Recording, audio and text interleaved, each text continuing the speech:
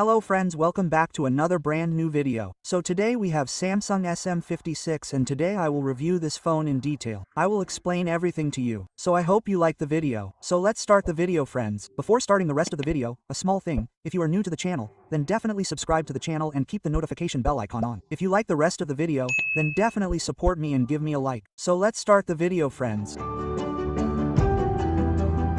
So friends, after using this phone for so long, I have come to know about both the positive and negative aspects of this phone and I will explain them to you. First of all, let's talk about the build quality and see that this phone has been launched in India at a price point below 25,000, meaning that by applying the offer buffer, you will get this phone for 24,999 rupees within 25,000 and at that price point, I think it is enough, meaning one of the best build quality and design is being provided to you. Why did I say that? Because, at this price point, usually our competitors of Gorilla Glass 3, Gorilla Glass 5 provide them, but the front and back of this phone are getting the protection of Gorilla Glass Victus Plus and trust me friends, the phone has been dropped from my hands once or twice due to using it for so long and I have used it without putting any cover or screen guard on the phone, but despite that, the phone has not got any scratches, dents or anything. But that doesn't mean that I will also suggest you to use the phone like this. Of course, you should use it with a cover, because if it is accidental damage, right? But remember one thing here, the frame is plastic. So, of course, you should use the phone with a cover. The rest of the friends, the in-hand feel is very good. Because first of all, friends, the flat edges are flat screen and with that, friends, the phone is very slim. 7.2 millimeters thick and only 180 grams weight. I don't know how they set a 5000 milliamp hours battery in such a low thickness and such a low weight. So there will be no talk about the build quality and design. The boss is just amazing. The rest of the friends, if I talk about the front,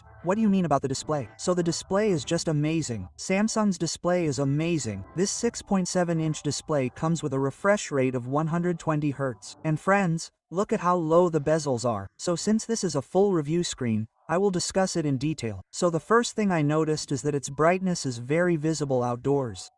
That means that your HBM mode of 1200 nits means that the entire screen can be bright up to 1200 nits. Now look, there are many brands or many phones that provide brightness up to 400 nits, 4000 nits, 5000 nits, but HP mode does not do that. It keeps it up to 1000 nits, 800 nits. But this phone is wet. In Samsung's language it is called Vision Booster, due to which you can make direct sunlight visible outdoors very well and Samsung's screen quality is also dangerous. You know, you can watch videos on YouTube, play HDR content, and Netflix has HDR support, so you can watch streaming in full HD on any OTT platform. So there will be no talk about the display. But here Samsung has created a problem. It has given a single mono speaker in this budget. Now look, I will not say that the speaker quality is bad. I will also tell you the speaker quality first. But in this budget, you can expect dual stereo speakers, which Samsung did not give.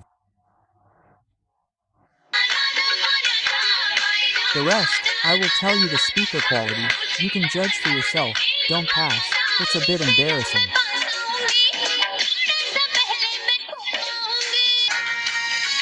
All the other brands in this budget provide dual stereo speakers. This is definitely a downgate of this phone, but despite that, I will say that the speaker quality is good, it is loud enough. It would have been better if dual stereo speakers were given. But friends, the haptic quality of this phone is very good. I have implemented haptic in many places in this phone. One U7 has Android 15 out of the box, which I was talking about earlier. The rest of the haptic quality is quite good. In fact, friends, if I talk about the fingerprint sensor, now look, it has an optical fingerprint sensor. The position of the fingerprint is a little lower and not very fast. I mean, not very fast. This may be because I use most flagship phones and they have ultrasonic. If you compare it with that, it is not possible. So, I would say that it will open easily 9 times out of 10 and it also has Face ID. I was checking the Face ID to see if it opens when I close my eyes. It does not open when I close it, as you can see on the screen. In fact, I like one more thing. You also get knock security in this phone. And this data, whether it is fingerprint data or Face ID data, is stored in the encrypted state in the knock security chip in your phone. This is Samsung's knock security flagship features that this phone has also provided. I can say that this thing also seemed better to me. Friends, if I talk about performance now, then you are getting Exynos 1480 processor in this phone and another plus point of this phone. In this phone, you are getting LPDDR5X RAM and UFS 3.1 storage. Most of the phones in this budget or its competitors offer LPDDR4X RAM and FS 2.2. But here, the fact that LPDDR5X RAM and 3.1 have been given will be useful to you in many cases, especially if you do multitasking in day-to-day life. Then there will be a very smooth feeling. App loading time will be much less. Also, if you are working on the camera, especially videography, I work more with the camera. So if you record video in 4K, then its processing, photography, portrait photo processing, those will reduce a lot of timing. So these things matter. Of course, you have to keep these things in mind. Friends, in this phone, you are getting One UI7 out of the box Android 15 base and the latest OS of One UI7, and in this, you will get 6 years of major Android updates and 6 years of security patch updates. That means you will also get Android updates up to I think 21.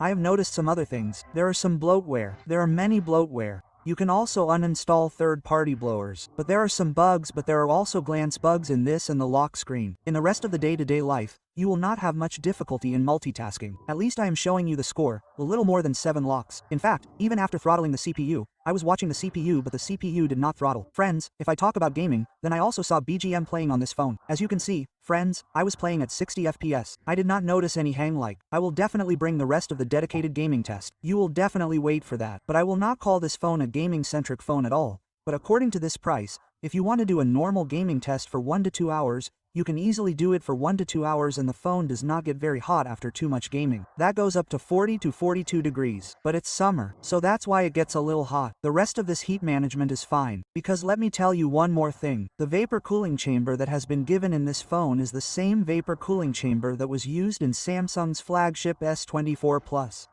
So of course it's a much bigger vapor cooling chamber, so you're definitely getting the benefit here. In fact, friends, as I was saying earlier, it has given such a big battery, it has given such a big 5000 mAh battery and has provided a 45-watt charger with it. In my normal usage, I have easily got about 6 hours, 6.5 hours of screen on time. You will easily get an hour and a half. Also, if we talk about charging, then in 1 hour and 15 minutes, 1 hour and 20 minutes, this hour, the G2 is fully charged to 100%. So there will be no problem with charging and battery backup. Will you have a problem if 5000 has such a big battery? Okay, the rest of the charger is not provided in the box. The rest of the friends, if I talk about connectivity, then you are getting 5G and 5G bands. You are getting Bluetooth 5.3. There's also NFC, so there will be no problem with connectivity. I have tested 5G connectivity. It gives fairly good speed in my area. As you can see, it is there. There is also support for carrier aggregation. Moreover, if I talk about calling, I have not faced the calling quality and the type of call. In fact, you can also record calls. There is no announcement of any kind. Recharge and get unlimited 5G data. Also unlock 50 days of GeoFiber or AirFiber offer.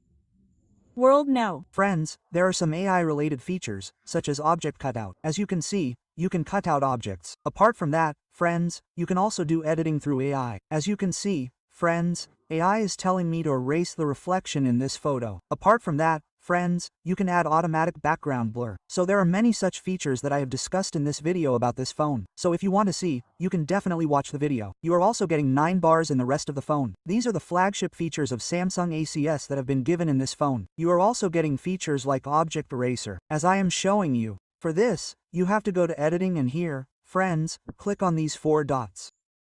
And here you can see the object eraser feature is also given, and from here you have to draw a little bit here. As you can see. So it will take it automatically. Then erase. So as you can see friends, it erased. I couldn't do it here a little bit. I'll do it again. So as you can see friends, it erased very easily. Finally, at the camera. Now I will talk about the camera, but before that, let me tell you, I have tested the camera of this phone in detail and it was so beautiful that I watched the video 3 or 4 times. So, you will get that video in the full I button. If you are interested, watch it. The rest of the phone has a 50 megapixel main sensor, an 8 megapixel ultra-wide and a 2 megapixel macro camera, and on the front, there is the same 12 megapixel camera that Samsung uses in its flagship series, meaning in the S series, you are getting the same camera setup on the front and it is giving you some photos on the front. You can see that it can take very beautiful and great photographs. In portrait, you are also getting the option of 2x and you can click portrait photos on the 2x option. SDX is very good. Colors are very good. If I talk about videography, then you can record in 4K on both the front and back sides at 4K 30 FPS and you can easily shift from the front camera to the back camera. As you can see in the screen, I really like the rest of the video quality. I really like the video stabilization. In fact, at this price point, I would say that there are many phones that offer good photography but not so good videography. You will get both photography and videography in this phone. The main sensor is very powerful. Yes, the ultra-wide camera has a bit of 8 megapixels,